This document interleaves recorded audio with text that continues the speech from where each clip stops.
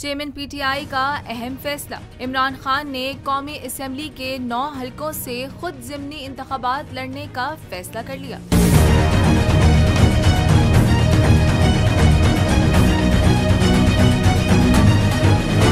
गुज़िश्ता दिनों तहरीक इंसाफ के 9 अरकान कौमी असेंबली के इस्तीफे मंजूर हुए थे, जिसके बाद आज इलेक्शन कमीशन ने 9 हलकों के ज़िमनी इंतखाबात का शेड्यूल जारी किया है।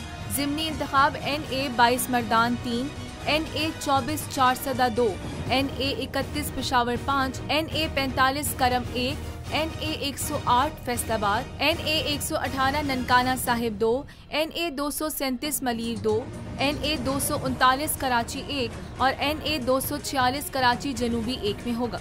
वाज़ेह रहे कि स्पीकर कौमी असेंबली ने गुज़िश्ता दिनों पीटीआई के 9 अरकान कौमी असेंबली के इस्तीफे मंजूर किए थे, जिन पर 25 सितंबर को ज़िमनी इंतखाबात शेड्यूल हैं।